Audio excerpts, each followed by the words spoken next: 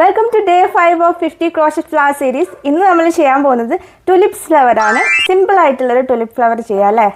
നമ്മളിൽ പലർക്കും നേരിട്ട് കാണാൻ ആഗ്രഹമുള്ള ഫ്ലവർ ആയിരിക്കും ടുലിപ്സ്. ചരിത്രത്തിലെ ആദ്യത്തെ സാമ്പത്തിക തകർച്ചയ്ക്ക് കാരണമായത് ഈ ടുലിപ്സ് ആണെന്ന് പറഞ്ഞാൽ നിങ്ങൾ വിശ്വസിക്കുമോ? എന്നാൽ വിശ്വസിക്കണം. നെതർലാൻഡ്സിൽ 17ാം നൂറ്റാണ്ടിൽ ടുലിപ്സ് എന്ന് പറഞ്ഞാൽ ഭയങ്കര ട്രെൻഡായിരുന്നു. ട്രെൻഡ് എന്ന് പറഞ്ഞാൽ വെറും ഒരു ഫ്ലവർ ആയിട്ടുള്ള ട്രെൻഡ് അല്ല, അവർക്കതൊരു ഇൻവെസ്റ്റ്മെന്റ് ആയിരുന്നു. വീടുകളിലെ പ്രത്യേക ഇനങ്ങളിലുള്ള ടുലിപ്പ് ഫ്ലവേഴ്സ് വിരിയുന്നത് അവരുടെ സോഷ്യൽ സ്റ്റാറ്റസ് കൂട്ടുമെന്ന് അവർ വിശ്വസിച്ചു. ടുലിപ്സിന്റെ വില കൂടി വന്നു. അവിടുത്തെ ഒരു ധനികൻ തന്റെ ആഡംബര മാളിക വെറും ഒരു ടുലിപ്പ് ചെടിക്ക് വേണ്ടി വിറ്റു.